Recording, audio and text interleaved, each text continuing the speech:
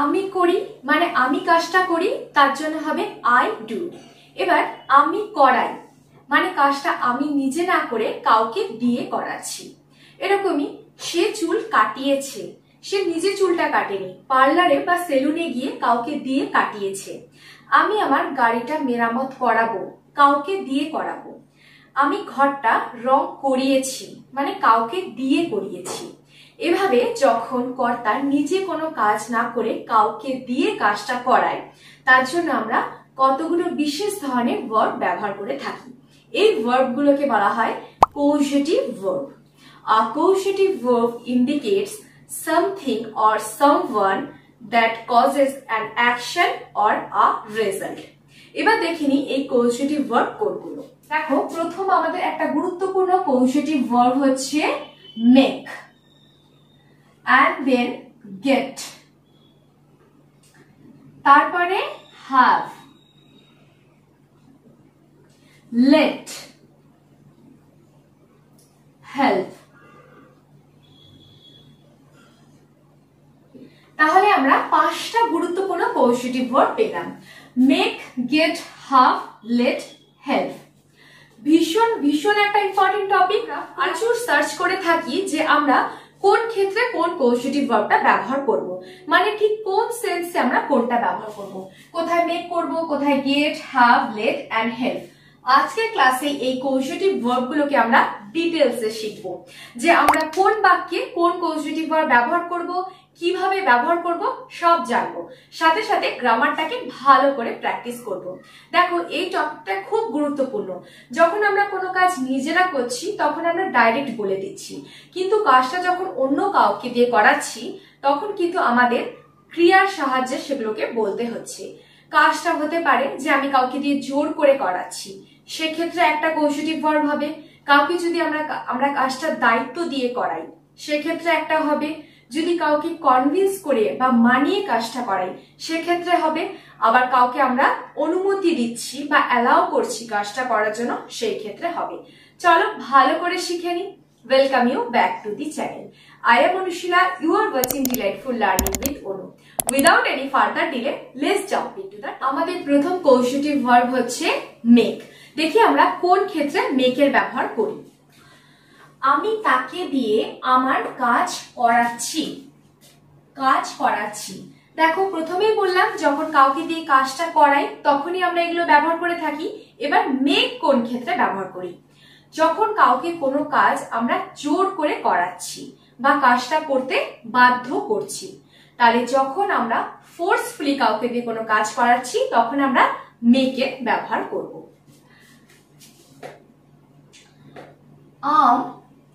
Making him,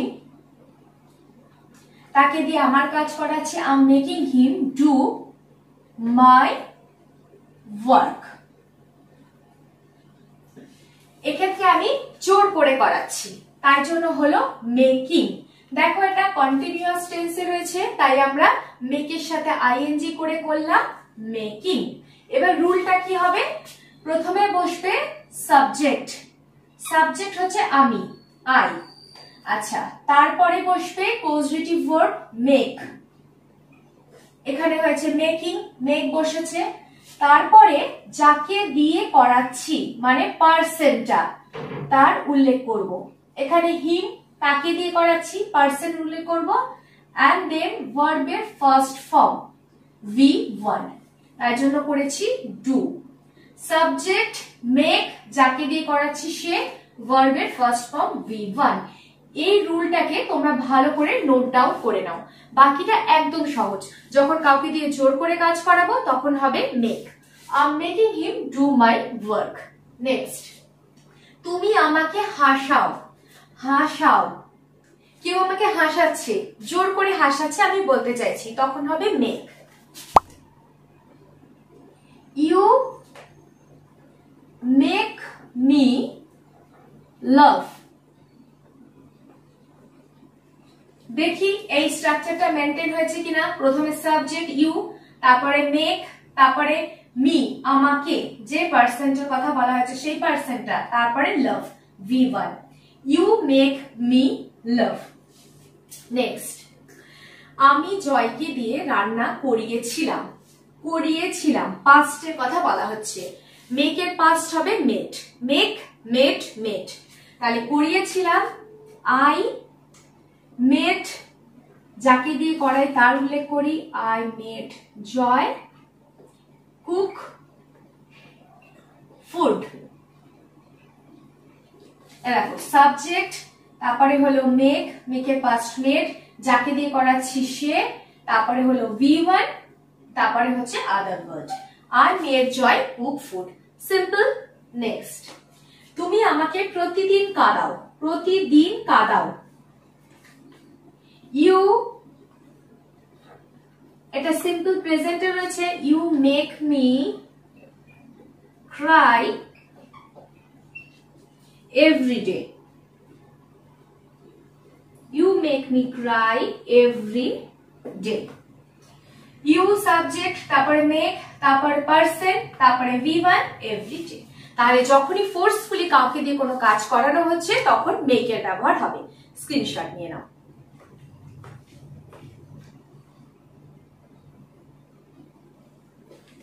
আমি তাকে দিয়ে আমার কাজ করাচ্ছি, I am making him do my work. তুমি আমাকে হাসাও, you make me laugh. আমি জয়কে দিয়ে রান্না করিয়েছিলাম, I made Joy cook food. তুমি আমাকে প্রতিদিন কাঁদাও, you make me cry every day. এর পরের ব্যবহারটা হচ্ছে get. নেক্সট পজিটিভ ভার্ব হচ্ছে get. দেখো একটা জিনিস বলে দিই যে এমনিতে মানে সাধারণভাবে মেক মানে কি, কোনো কিছু তৈরি করা বা প্রিপেয়ার করা। get মানে কি, কোনো কিছু পাওয়া। কিন্তু যখন আমরা এগুলোকে কৌশিটিভ ভার্ব হিসেবে ব্যবহার করছি তখন কিন্তু make, get, have, let, help এগুলোর মানে দাঁড়াচ্ছে যে কাউকে দিয়ে কাজটা করাচ্ছি এই অর্থে। তখন কিন্তু সাধারণভাবে যেগুলোর মানে হয় সেটা না, কাজটা করানোর অর্থে হচ্ছে, সব জায়গাতেই তাই। এবার দেখি গেট আমরা কিভাবে ব্যবহার করব। আমি তাকে দিয়ে গাড়িটি ঠিক করিয়েছিলাম। করিয়েছিলাম, দেখো সব ক্ষেত্রে কিন্তু কাজটা করানো হচ্ছে, কিন্তু কাজটা কিভাবে করানো হচ্ছে তার উপরে ডিপেন্ড করছে যে কোথায় আমরা কোন পজিটিভ ভার্বটা ব্যবহার করছি। মেক হচ্ছে যখন জোর করে করাচ্ছি, আর গেট হচ্ছে যখন কাউকে আমরা কনভিন্স করিয়ে বা রাজি করিয়ে কোনো কাজ করাচ্ছি, মানে কাউকে আমরা রাজি করাচ্ছি কাজটা করার জন্য, তারপর সেটা করাচ্ছি, তখন হবে গেট। স্ট্রাকচারটা একই রকম। আমি তাকে দিয়ে গাড়িটা ঠিক করিয়েছিলাম, পাস্ট বলেছে, গেটের পাস্ট হচ্ছে গট। আই গট হিম, তারপরে একটা টু বসবে, টু ফিক্স দ্য কার। এই ক্ষেত্রে গেটের ক্ষেত্রে নিয়ম হচ্ছে এখানে একটা টু কে বসাতে হয় ভার্বের আগে। দেখো স্ট্রাকচারটা কেমন হবে, প্রথমে সাবজেক্ট হবে আই, আচ্ছা তারপরে হবে পজিটিভ ভার্ব গেট, গট হয়েছে, তারপরে হচ্ছে পারসন যাকে দিয়ে কাজটা করানো হচ্ছে, বা তোমরা অবজেক্টও বলতে পারো, আমি বোঝার সুবিধার্থে পারসন বলছি, হিম। তারপরে বসছে একটা টু, এটা খুব ভালো করে মনে রেখে দাও, মেকের ক্ষেত্রে কিন্তু টু বসেনি, কিন্তু গেটের ক্ষেত্রে আমরা টু বসাবো। তারপরে আমরা যে ভার্বটা বসাবো সেটা হবে V1, মানে ভার্বের first form. Subject get person, তারপরে একটা টু, তারপরে V1। এটা হচ্ছে একটা স্ট্রাকচার, গেটের আরেকটা স্ট্রাকচার রয়েছে। আচ্ছা, সে কলের মিস্ত্রি দিয়ে লিকটা সারিয়েছিল, কলের মিস্ত্রি দিয়ে লিকটা সারিয়েছিল। He got the plumber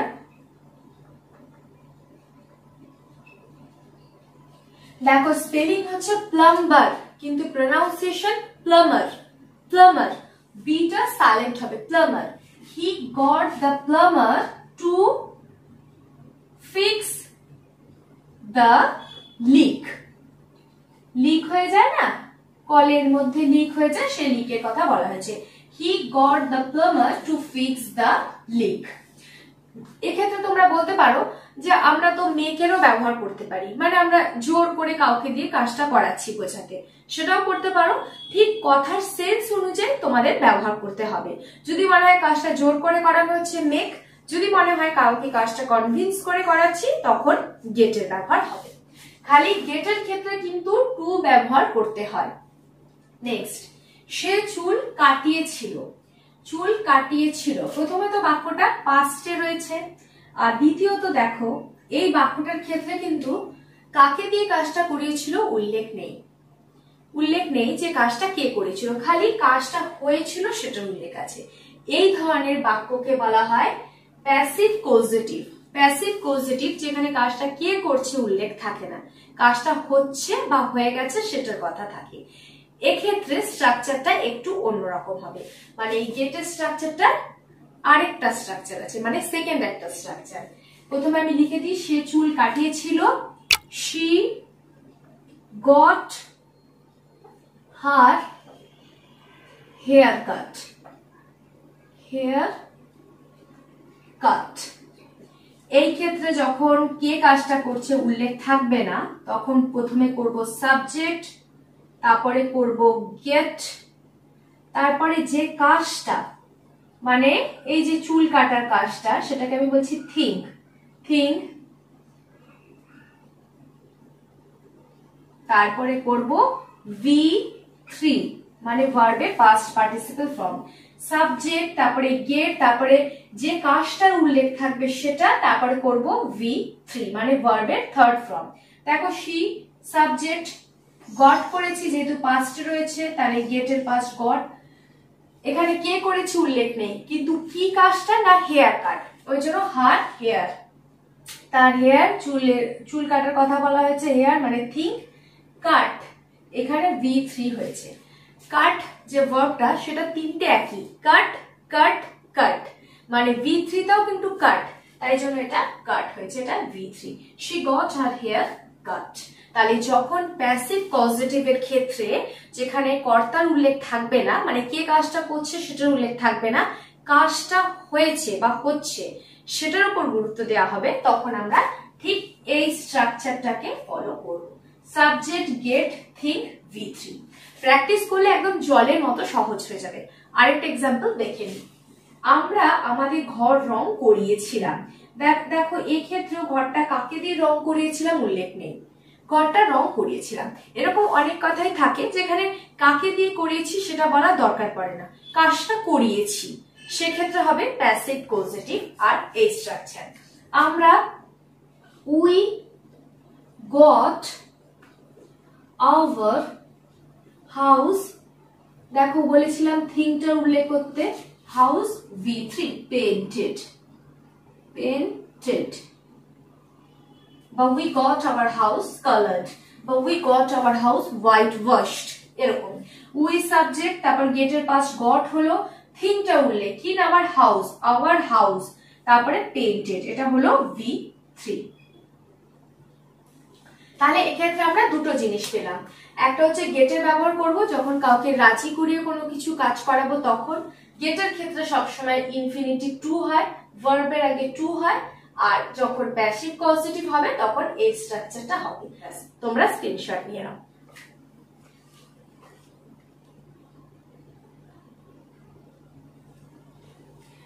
আমি তাকে দিয়ে গাড়িটা ঠিক করিয়েছিলাম। I got him to fix the car। সে কলের মিস্ত্রি দিয়ে লিকটা সারিয়েছিল। He got the plumber to fix the leak। সে চুল কাটিয়েছিল। She got her hair cut। She got her hair cut। আমরা আমাদের ঘর রং করিয়েছিলাম। We got our house painted। Causative verb have। have কখন ব্যবহার করব? যখন আমরা কারোর উপর কোনো কাজের দায়িত্ব দেব, যে আমরা দায়িত্ব দিচ্ছি তোমার উপর যে তুমি কাজটা করো, এরকম যখন দায়িত্ব দিয়ে করাবো তখন have এর ব্যবহার করব। নিয়ম সব ক্ষেত্রে একই। আমি সীমাকে দিয়ে ছবিটা আঁকিয়েছিলাম। সীমার উপর দায়িত্ব দিয়েছিলাম যে ছবিটা এঁকে দিতে, আঁকিয়েছিলাম পাস্টে রয়েছে। I have এর পাস্ট হচ্ছে had। I had Seema draw the picture। একদম সহজ। প্রথমে করলাম সাবজেক্ট, তারপরে হ্যাভ, হ্যাভের পাস্ট হ্যাড, তারপরে যে পার্সনকে তৈরি করেছি সীমা, তারপরে V1 দ্য পিকচার। একই নিয়ম, সাবজেক্ট, তারপরে করবে কজেটিভ ভার্বটা, তারপরে করবে পার্সন, তারপরে করবে V1। তোমরা একটা জিনিস লক্ষ্য করছো যে সব জায়গায় স্ট্রাকচারটা কিন্তু একই, খালি গেটের ক্ষেত্রে এই V1 এর আগে একটা টু হবে, বাকি সব ক্ষেত্রে স্ট্রাকচারটা একই, সাবজেক্ট, হ্যাভ, পার্সন, তারপরে V1। গেটের ক্ষেত্রে আগে টু হবে, বাকি মেক বলো, লেট বলো, হ্যাভ বলো, সব ক্ষেত্রে স্ট্রাকচারটা একই। নেক্সট, ডাক্তারবাবু রোগীকে ওষুধ খাওয়া করিয়েছিল, মানে ডাক্তারবাবু রোগীকে দিয়ে ওষুধটা খাওয়া করিয়েছিল, তাহলে কি একটা দায়িত্ব হচ্ছে এটা, মানে ওষুধটা খাওয়ার দায়িত্ব, এই ক্ষেত্রে হ্যাভ এর ব্যবহার করছি। The doctor had the patient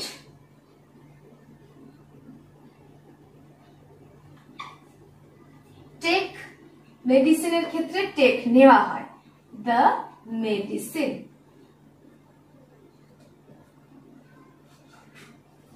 MEDICINE একটু সাইডে হয়ে গেছে। The doctor সাবজেক্ট, তারপরে had করলাম, the patient person, take V1 the medicine, ব্যাস হয়ে গেল। তাহলে had এর ব্যবহার যখন কাউকে কোনো কাজে রেসপন্সিবিলিটি দিচ্ছি। নেক্সট, রিমা তার কুকুর ছানাটিকে বাগানে খেলতে দেয়। এবার শিখবো পজিটিভ ভার্ব let। বাগানে খেলতে দেয়, দেখো যখন আমরা কাউকে কোনো কিছু অ্যালাউ করি বা পারমিট করি, মানে অনুমতি দিই যে তুমি এটা করতে পারো, তখন আমরা let এর ব্যবহার করবো, LET let। আচ্ছা, সিম্পল প্রেজেন্টের ক্ষেত্রে যখন থার্ড পারসন সিঙ্গুলার নাম্বার হবে তখন হবে let, এস হবে। আর let এর যে পাস্ট, let let let তিনটেই একই, খালি থার্ড পারসন সিঙ্গুলার নাম্বারের ক্ষেত্রে হবে let's। Rima third person singular number, Rima, তাহলে তারপরে হবে খেলতে দেয়, এটা কিন্তু প্রেজেন্টে রয়েছে, প্রেজেন্ট টেন্সের ক্ষেত্রে কি বলে, থার্ড পারসন সিঙ্গুলার নাম্বারের সাথে এস হয়, তাই লেটস। লেটস হার পাপি, let's her puppy play in the garden, in the garden. Subject let, যাকে করায় বা যাকে করতে দেয়, পার্সন হার পাপি প্লে V1। তাহলে এক্ষেত্রেও হলো সাবজেক্ট বলে স্ট্রাকচারটা, প্যাটার্নটা সব ক্ষেত্রে এক, তারপরে হবে লেট, তারপরে হবে পার্সন, তারপরে হবে V1, তারপরে যদি কিছু আদার ওয়ার্ড থাকে সেটা। আমি তাকে কার্টুন দেখতে দিই, কার্টুন দেখতে দিই মানে অ্যালাউ করি, I let him। দেখো এটা কিন্তু প্রেজেন্টে হচ্ছে, কিন্তু I আছে, I আছে তাই let হলো। যদি থার্ড পারসন সিঙ্গুলার নাম্বার হতো তাহলে let's হতো। I let him watch cartoons।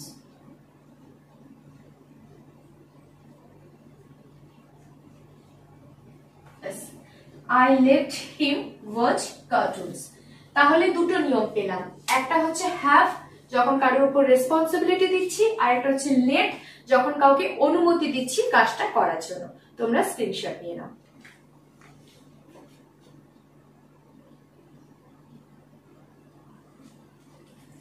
আমি সীমাকে দিয়ে ছবিটি আঁকিয়েছিলাম, I had Shima draw the picture। ডাক্তারবাবু রোগীকে ওষুধ খাওয়া করিয়েছিল, The doctor had the patient take the medicine। Rima তার কুকুর ছানাটিকে বাগানে খেলতে দেয়, Rima lets her puppy play in the garden। আমি তাকে কার্টুন দেখতে দিই, I let him watch cartoons। এরপরে দেখব পজিটিভ ভার্ব হেল্প। একদম সহজ, যখন আমরা কাউকে কোনো কাজ করতে সাহায্য করি, মানে এটা রিকোয়েস্ট অর্থেও বলতে পারো, যে রিকোয়েস্ট করি যে কাজটা করতে আমাকে সাহায্য করুন, কিংবা যখন আমরা কাউকে হেল্প করি, এই সেন্সেই এটা ব্যবহার হবে। এই বইটি আমাকে কনসেপ্ট বুঝতে সাহায্য করেছিল। কনসেপ্ট বুঝতে সাহায্য করেছিল। দিস বুক, হেল্প এর পাস্ট হচ্ছে হেল্পড, helped me understand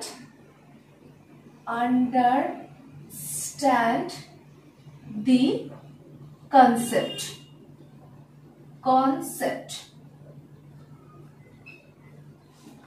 একই নিয়ম, সাবজেক্ট, তারপরে কনসেটিভ ভার্ব হেল্প, তারপরে অবজেক্ট, তারপরে বিমান। দেখো এখানে টু ও লেখা যায়। This book helped me to understand the concept, মানে এখানে টু ও দিতে পারি, এটা হচ্ছে অপশনাল। যদি টু দিই তাহলেও ঠিক হবে, যদি টু না দিই খালি বলি helped me understand the concept তাহলেও হবে। যেমন গেটের ক্ষেত্রে টু দিতেই হবে, এটা হচ্ছে optional.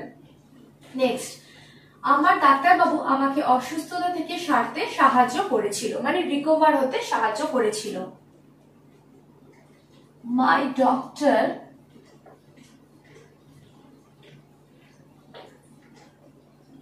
helped me recover from my illness. তাহলে যখনই কোন রকম সাহায্যের কথা বলা হবে তখন কৌশিটিভ ভার্ব হবে হেল্প। একই নিয়মটা একই হবে সব ক্ষেত্রে একই রাখো, সাবজেক্ট প্লাস হচ্ছে হেল্প, তারপরে করছি পারসন যেটাকে অবজেক্ট আমরা বলি, প্লাস V1। আরেকটা জিনিস হচ্ছে আমি যে বললাম কজেটিভ ভার্ব দুটো হয়, একটা হচ্ছে অ্যাক্টিভ কজেটিভ, একটা প্যাসিভ কজেটিভ। অ্যাক্টিভ কজেটিভ যখন যাকে দিয়ে কাজটা করাচ্ছি তার কথা যখন উল্লেখ থাকবে। অ্যাক্টিভ কজেটিভ ভার্ব কোনগুলো? Make, let, get, have, help সবগুলোই। আর প্যাসিভ কজেটিভ যখন কাজটা যে করছে তার উল্লেখ থাকবে না, খালি কাজটা হয়ে গেছে বা হচ্ছে সেটা থাকবে। প্যাসিভ কজেটিভ হচ্ছে গেট আর হ্যাভ। ওই যে নিয়মটা বলেছিলাম, সাবজেক্ট হবে, তারপরে গেট কিংবা হ্যাভ, তারপরে যে থিংটা আছে সেটা, তারপরে V3। গেট আর হ্যাভ এই দুটোকে আমরা এইভাবে ব্যবহার করতে পারি। So that's all for the day. এই ক্লাসটা থেকে তোমরা যদি কিছু শিখতে পারো তাহলে আমার জন্য অবশ্যই একটা লাইক করে দাও, আর আজই চ্যানেলটাকে সাবস্ক্রাইব করে ডিলাইটফুল লার্নিং উইথ অনুর সাথে কানেক্ট হয়ে যাও। পাশে থাকা বেল আইকনটাকে অবশ্যই প্রেস করে দিও যাতে আমি এই ধরনের ভিডিও দেওয়ার সাথে সাথে ইনস্ট্যান্ট নোটিফিকেশন তোমাদের কাছে পৌঁছে যায়। আর নিচে ডেসক্রিপশন বক্সে আমি একটা গুরুত্বপূর্ণ ভিডিও লিংক দিয়ে দেব, সেটা হচ্ছে is to, am to, are to এর ব্যবহার। আরো অনেকগুলো লিংক দিয়ে দেব যেগুলো তোমাদের গ্রামারের কনসেপ্টটাকে বুঝতে ভীষণভাবে সাহায্য করবে, তোমরা সেগুলো দেখে নিও। নিচের কমেন্ট বক্সে কমেন্ট করে তোমাদের মূল্যবান মতামত অবশ্যই জানিও। আর ভিডিওটাকে বেশি বেশি করে শেয়ার করে দিও যাতে তোমাদের ফ্রেন্ডসরা বা ফ্যামিলি মেম্বার্সরাও ভিডিও থেকে কিছু অন্তত ইনফরমেশন পেতে পারে। তোমরা সবাই খুব সুস্থ থেকো, ভালো থেকো। Till then stay positive, always be happy. God bless you all.